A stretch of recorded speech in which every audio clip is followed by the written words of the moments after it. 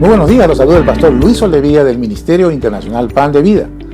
Le damos la bienvenida a toda la familia Pan de Vida y cada uno de los hermanos y amigos que se conectan con nosotros hoy por primera vez. El día de hoy vamos a hablar acerca de un tema que también es un tema muy conocido, muy discutido a nivel general, el tema de la madurez. ¿Por qué es importante la madurez en la vida de las personas y de qué depende y cómo poder alcanzar? Acompáñanos para poder conocer más acerca de este tema tan importante para nuestras vidas.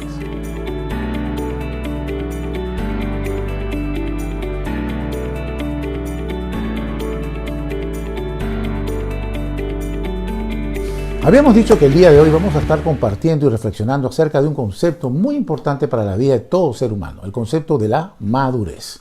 La Real Academia de la Lengua Española nos define la madurez como el buen juicio, como sensatez, como una persona que ha alcanzado un estado amplio y adecuado para poder ser usado para servir a los demás. Podemos también definir la madurez como un estado de plenitud. Pero en todos estos aspectos vemos que existe todo un proceso transicional, vale decir, todo un proceso dentro del cual una persona empieza de una manera y va desarrollándose hasta alcanzar la madurez. La madurez no es algo que se obtiene inmediatamente. Pero vamos a ver los tipos de madurez. El primer tipo de madurez es la madurez biológica. Y esa es la que está más en evidencia a los ojos y a las circunstancias. ¿Por qué? Cuando hablamos de madurez biológica estamos hablando de las características que tiene una persona cuando recién nace. Es un bebé que no sabe hablar, muchas veces peladito, pequeñito, y comienza a darse esta madurez biológica a través del tiempo, en donde vemos que este bebé se convierte en un niño pequeño, después en un niño mayor, después en un adolescente, después empieza a salirle barba, empieza a salirle bigotes, después es una persona madura, y empieza la curva del descenso, donde comienza ya el pelo a encanecerse, ya empieza la piel a arrugarse, ya empieza la dentadura a fallar.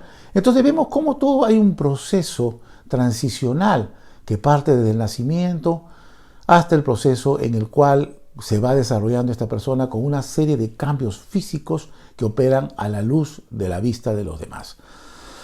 Existe un segundo tipo de madurez, que es la madurez emocional o afectiva, como le llaman algunos, la que tiene que ver con el desarrollo de la persona en cuanto al asumir una responsabilidad. Una persona madura desde el punto de vista emocional es aquella persona que ya empieza a asumir responsabilidad por sus actos y por todo aquello que se le encargue. Pero también involucra el hecho de una persona que comienza a tener buen juicio, o sea, comienza a tener decisiones mucho más llevadas, mucho más meditadas. Y por otro lado, una persona que madura emocionalmente es una persona que comienza a relacionarse empáticamente mucho mejor con las demás personas.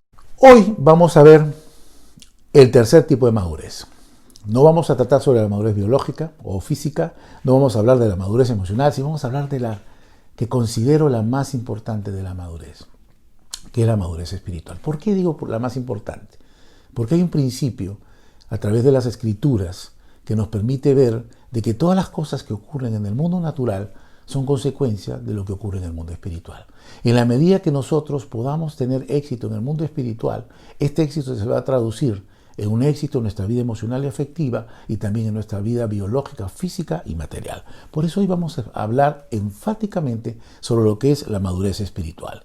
Y para ello vamos en primer lugar a definir la madurez espiritual. ¿Qué cosa es la madurez espiritual? Hemos definido un poco lo que es la madurez biológica, la madurez emocional, pero ahora vamos a hablar acerca de qué es la madurez espiritual.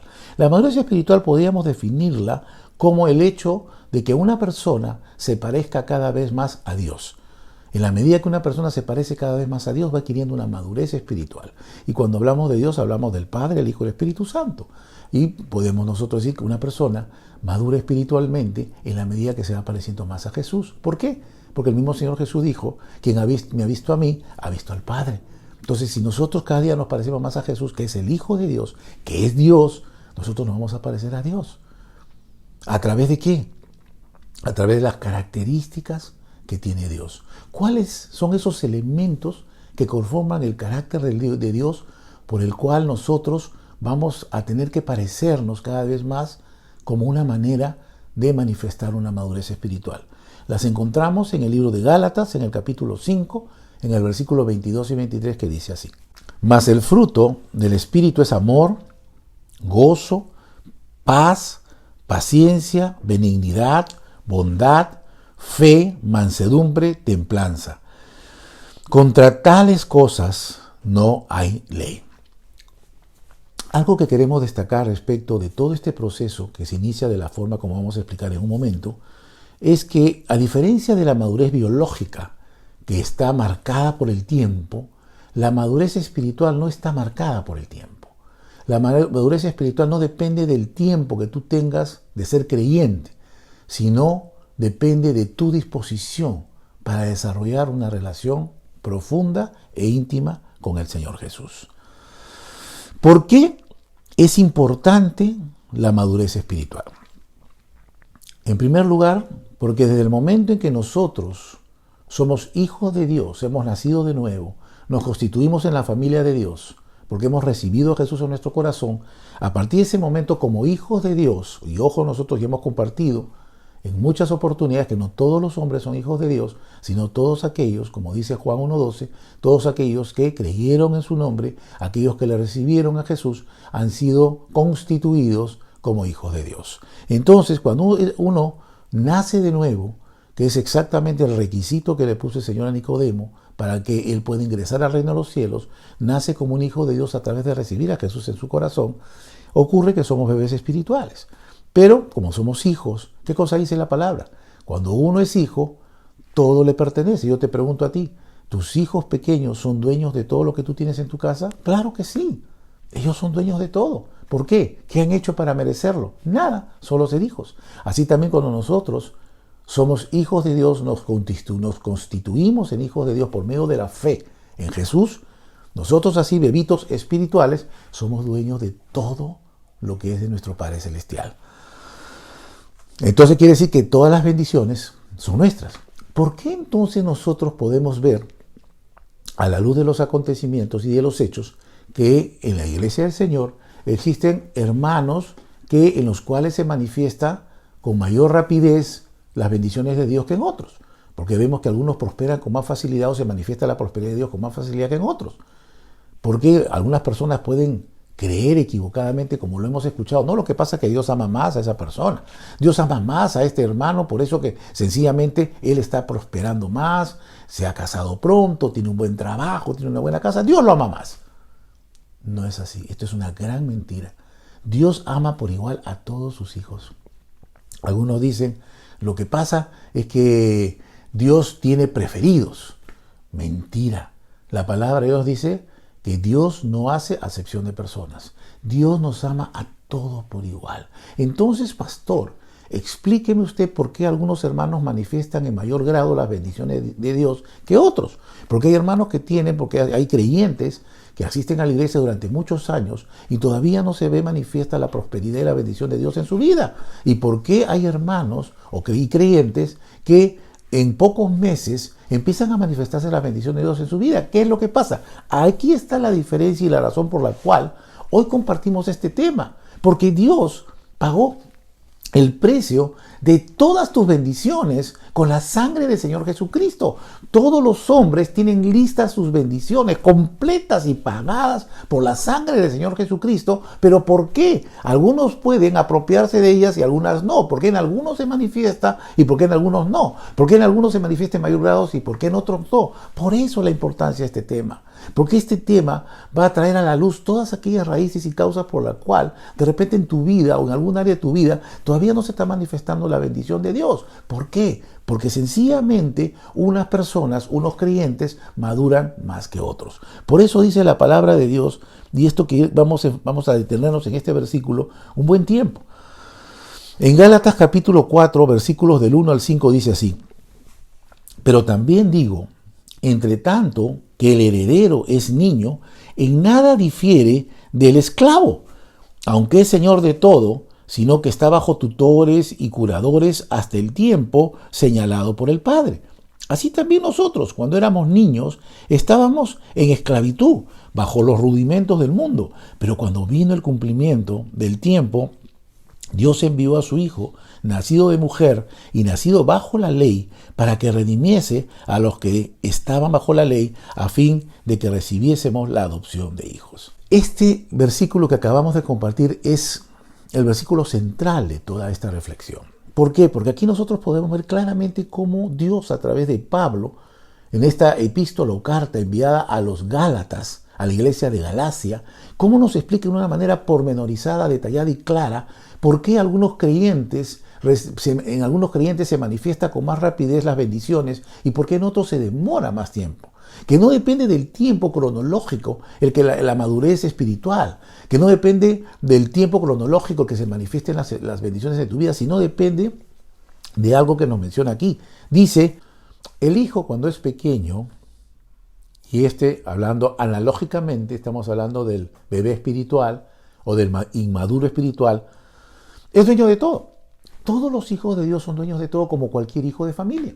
Son dueños de todo, le pertenece todo lo que es del Padre, le pertenece. Todo lo que es nuestro Padre Celestial nos pertenece y nuestro Padre Celestial es dueño de todo. ¿Pero por qué? Como dice esta preciosa palabra, este niño dice, es dueño de todo, pero no dispone de nada. Qué interesante, es dueño de todo, pero no puede disponer de nada. Porque tiene que estar sujeto a curadores y ayas, que significa a una serie de tutores. Porque su inmadurez no le permite poder disponer de todas las bendiciones que son de su padre. Y dice, no difiere nada del esclavo. Si uno se pone a analizar la condición del niño respecto a un esclavo, o en este caso cuando se habla de esclavo se refiere al jornalero o un siervo, una persona, por ejemplo, que trabaja para el padre. Entonces, ambos no disponen de nada. Ambos no son dueños de nada. Aparentemente el esclavo, el siervo o el jornalero, vamos a llamarlo así, es una persona que trabaja en la casa, en la finca, o vamos a actualizar el ejemplo, en la fábrica del padre. Él trabaja y él percibe un salario, pero él no es dueño de nada. Él no se puede llevar una sola pieza, no puede llevarse un vehículo, no puede llevarse una puerta. Él, como entra, se regresa a su casa. El hijo pequeño del dueño es igual. Él tampoco no puede disponer ni un perno, a pesar de ser dueño. ¿Por qué? Porque es inmaduro espiritual. ¿Qué es lo que ocurriría con una persona que, por el hecho de que es su hijo, le entrega toda una chequera o una cantidad de dinero para que lo pueda administrar? Imagínate que le entreguen pues $10,000 a una criatura de 7, 8, 9 años. ¿Qué cosa va a hacer con ese dinero? Probablemente va a comprarse caramelos y sus dientes van a terminar picándose. ¿Qué haría un padre, irresponsablemente hablando, si le entrega, por ejemplo, le compra una moto, no una moto estas de alta velocidad, a un jovencito o a un niño, a un adolescente que no ha demostrado ser responsable con la bicicleta? Menos va a ser responsable con una moto. Le estaría prácticamente abriendo las puertas a que una desgracia le ocurra a su hijo. ¿Por qué? Pero entonces por eso los padres, estoy hablando en un sentido natural, comienzan a conferir mayor disposición de los bienes de él, llámese carro, llámese trabajo, llámese bienes, en la medida que viene a observar que hay una madurez. ¿Qué significa madurez? En el sentido de que tiene un buen juicio, que es una persona, un joven que tiene buenas decisiones, que no va a alocarse ni con el dinero, ni se va a alocar con el carro. Entonces, y es en la medida que va madurando, es que este hijo va a ir adquiriendo mayores responsabilidades y disponiendo más de los bienes del padre. Esto ocurre en el mundo espiritual. Dice la palabra de Dios que cuando un hijo es pequeño, no difiere nada del esclavo. ¿Por qué? ¿Quién es el esclavo? En este caso, refiriéndose a la palabra de Dios. El esclavo es una persona, en el sentido espiritual, una persona que está esclavo del pecado, porque practica el pecado. ¿A qué ejemplo nos está llevando la palabra de Dios? Dice que son aquellas personas que están regidas bajo los rudimentos del mundo. ¿Por qué? Porque sencillamente las personas que no conocen a Dios y no conocen el mensaje de la gracia que es en Cristo Jesús, viven aún bajo los rudimentos de la ley. ¿Qué cosa quiere decir? Tratando de esforzarse por portarse bien, por cumplir todos los mandamientos establecidos por Dios. Pero ¿qué sucede? Yo les tengo esta noticia que no es una novedad, usted mismo lo sabe. Que una persona, por más que se esfuerce en cumplir toda la ley de Dios, jamás va a poderla cumplir completamente. Siempre va a fallar en algo. Acuérdate cuando tratábamos de dejar alguna práctica que no era agradable a Dios, llámese el cigarrillo, llámese el alcohol o lo que sea. Cuando lo buscábamos hacer en nuestras propias fuerzas, veíamos que podíamos ganar en muchos puntos de nuestra vida, pero había áreas en las cuales no podíamos ganar. Y siempre había un área en la cual nosotros no podíamos arribar a buen puerto. ¿Y esto qué significa? La palabra de Dios dice claramente, y tengo que recordarlo siempre, que si una persona incumple un punto de la ley, así lo dice la palabra, es como que se incumpliera toda la ley. Y eso produce en la gente frustración. Cuando la gente se da cuenta de que está frente al hecho de no poder cumplir con la ley de Dios, se siente frustrado. ¿Y qué es lo que hace esa frustración? Producir condenación. ¿Y esa condenación qué hace? Que se aleje de Dios. ¿Y qué cosa? Estoy alejado de Dios, mejor me dedico a pecar. Y es por eso que se genera este círculo vicioso del pecado. ¿Por qué? Porque la gente no está preparada para poder cumplir la ley de Dios en forma completa. Por eso dice al final este precioso versículo, por eso cuando vino el cumplimiento del tiempo, hace más de 2000 años, Dios envió a su Hijo Jesús, nacido de la Virgen María, bajo la ley. Él nació bajo la ley. Él no vino a abrogar la ley de Dios, porque Él es Dios, Él es el Hijo de Dios. Él dijo, yo no he venido a anular ni a abrogar la ley, sino a cumplirla. Él nació bajo la ley y Él cumplió la ley, lo que nadie pudo hacer. Él lo pudo hacer. Él no falló en ningún punto de la ley. Por eso que Él tenía la capacidad y la autoridad de poder cargar con los pecados de toda la humanidad, porque Él no tenía deuda ante la justicia divina. Todos nosotros tenemos pecados y tenemos una deuda ante la justicia divina, pero Jesús nunca pecó. Entonces Él no tenía por qué morir. Y aquí viene el mensaje maravilloso. Y Él, nacido bajo la ley, Él cumple la ley y Él carga con el pecado de todos nosotros, y de tal forma que lo que dice la palabra así, para que redimiese a los que estaban bajo la ley, a fin de que recibiésemos la adopción de hijos. O sea, nos liberó de ese yugo de buscar cumplir la ley en nuestras fuerzas, para que por medio de la fe en Jesús, nosotros cumplamos con la ley, por medio de la fe, en la obediencia y en el sacrificio de nuestro Señor Jesucristo. ¿Para qué?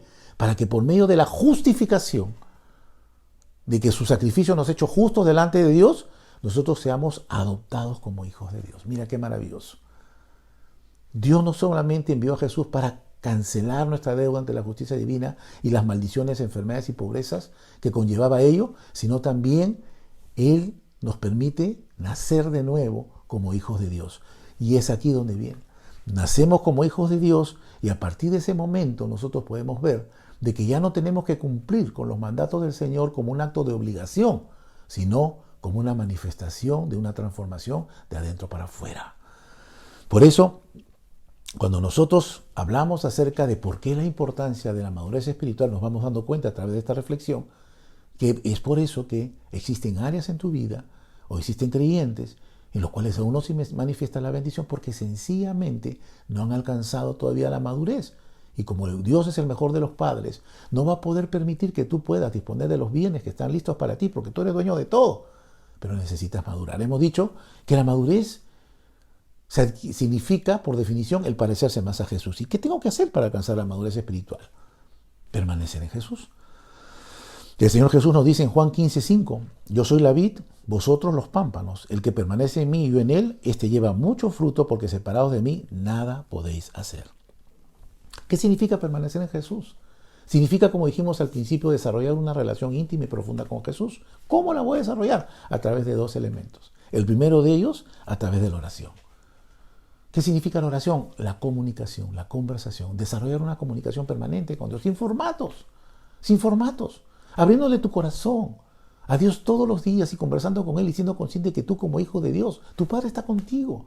Por eso dice la palabra de Dios, orad sin cesar, porque somos llamados a mantener una comunión permanente con Él. Y algo muy bueno, maravilloso es esto, que en la medida que nosotros vamos desarrollando una mayor comunión con Dios a través de la oración, ¿sabes qué va a ocurrir? Nos vamos a parecer más a Él.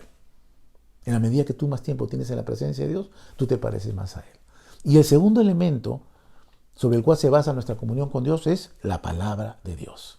Dice primera de Pedro 2:2, desead como niños recién nacidos la leche espiritual no adulterada, para que por ella crezcáis para salvación. El Señor quiere que crezcamos. El Señor quiere que nosotros maduremos para que podamos disponer de aquello que Él pagó con la sangre de su Hijo Jesucristo. Nos han enseñado un falso Dios que es mezquino, un Dios que tiene las bendiciones retenidas, un Dios al cual tenemos que doblarle el brazo para que nos bendiga. Ese no es Dios, ese es un falso Dios. Dios cargó en sus hijos cargó en su Hijo Jesús todo el pecado, el castigo, el juicio, la maldición, la pobreza, la enfermedad. Él la cargó por amor a nosotros. ¿Cómo nos va a escatimar alguna bendición? Y esa es la razón principal por la cual muchas personas no se acercan a Dios. Porque tienen un concepto equivocado acerca de Dios. Un Dios condenador, un Dios castigador, un Dios que está esperando para podernos dar por lo mal que hemos hecho. Evidentemente que el hombre es consciente de que ha hecho mal. Todo hombre es consciente de que le ha fallado a Dios. Pero ¿qué pasa cuando, y quiero con esto vamos terminando, ¿Qué es lo que ocurría cuando tú eras pequeño y te portabas mal? Creo que la última persona que querías ver era a tu papá o a tu mamá, porque sabías que el ver o encontrarte con él significaba un castigo seguro. Esa es la idea que muchas veces las personas tienen acerca de Dios, que solo es un Dios castigador. Y por lo tanto la gente dice, ¿para qué voy a buscar a Dios si me va a castigar? Mejor vivo alejado de él y lo buscaré un poco antes que me muera. Esa es un poco la idea general, pero es sencillamente la gente tiene esa idea equivocada en Dios y cree equivocadamente en él. Y cuando una persona tiene un concepto equivocado de Dios y cree equivocadamente en él, vive equivocadamente. Por eso cuánta gente vive alejada de Dios, perdiéndose del buffet y de todas las bendiciones que Él ha pagado por ti con la sangre preciosa de su Hijo Jesucristo. No con esto quiero decir que Dios ha pasado por alto los pecados en el sentido de una actitud de permisibilidad. No, el pecado es grave para Dios. ¿Sabes por qué te digo que es grave? Porque la paga del pecado es la muerte. Y sin derramamiento de sangre no hay expiación de pecados. Mira lo grave que es para Dios el pecado. No hay clasificación de pecados. O sea, no hay pecado pequeño, mediano, grande. No. Todos los pecados, desde una mentira hasta un genocidio, son igual de abominables para Dios. Por eso el pecado no es un juego. El pecado es terrible. Por eso que el Señor nos amó de tal manera que envió a su Hijo Jesús para que Él cargue el peso de nuestros pecados y pague el precio de ellos con su sangre preciosa. Porque sabía que un día como hoy tú escucharías este mensaje y tendrías la oportunidad de conocer a un Dios de amor, a un Dios de justicia, sí, pero y mis pecados los cargó en Jesús. Que te dice, yo te espero con los brazos abiertos. Pero yo he pecado, sí, pero mi Hijo Jesús llevó tus pecados. Y si tú tienes la fe en que Jesucristo murió llevando tus pecados y lo recibes en tu corazón, hoy todos tus pecados serán cancelados y serás hecho un hijo de Dios. Y a partir de este momento tú empezarás a desarrollar y a crecer espiritualmente para alcanzar la madurez y de esta manera poder disponer de todas las bendiciones que Dios tiene para tu vida. ¿Sabes qué? Dios te está esperando con los brazos abiertos. El Señor Jesús murió y resucitó y Él quiere hoy que tú le permitas entrar en tu vida para que tú nazcas de nuevo como un hijo de Dios.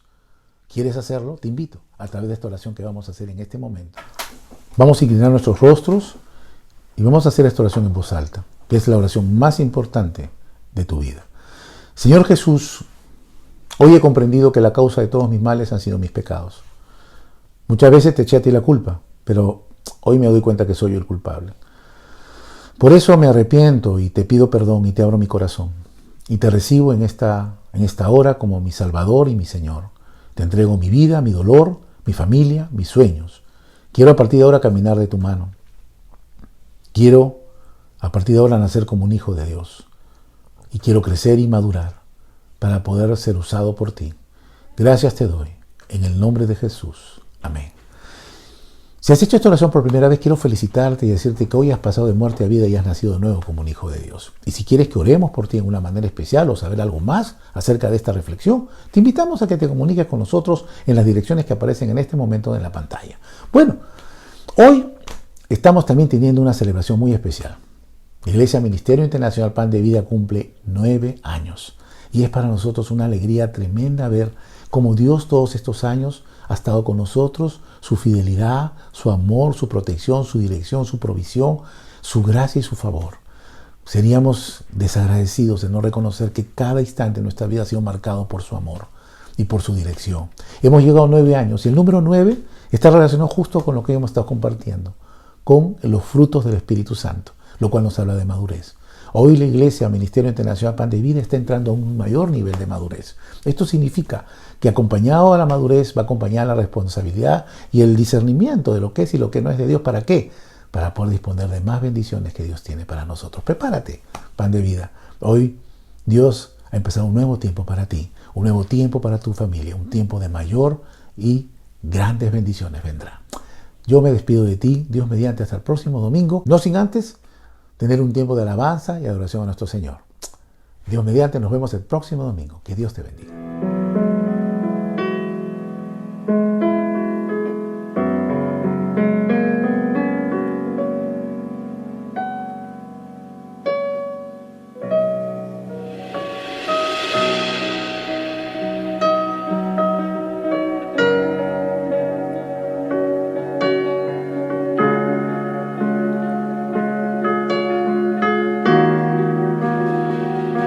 Aquí está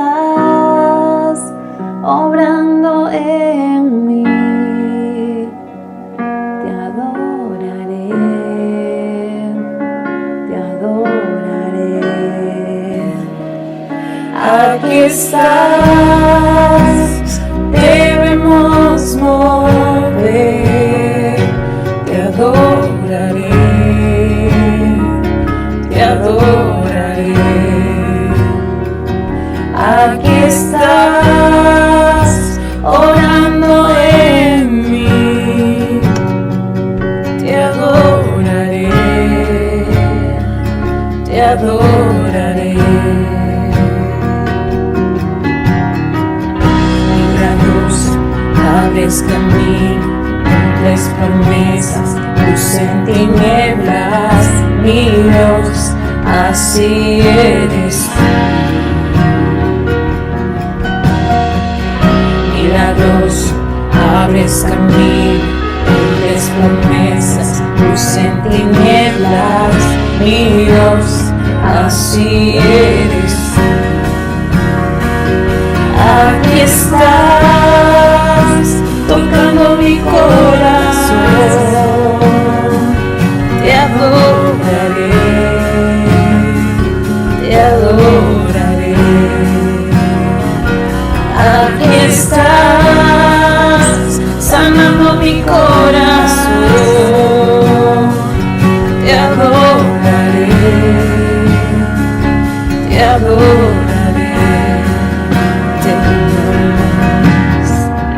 Milagroso, abres camino, cumples promesas, luz en tinieblas, mi Dios, así eres tú. Milagroso, abres camino, cumples promesas, luz en tinieblas, mi Dios, así eres tú.